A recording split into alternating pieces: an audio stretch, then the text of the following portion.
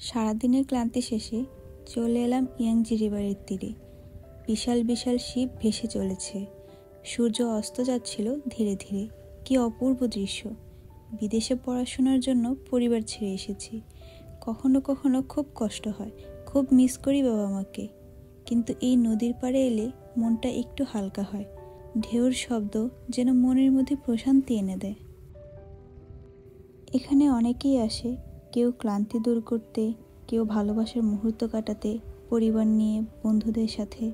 সত্যি, এই নদী যেন সবার অনুভূতিকে এক করে দেয়। এই নদী শুধু জলধারা নয়, এটি অনুভূতি, এটি প্রশান্তি, এটি ভালোবাসার বহিঃপ্রকাশ।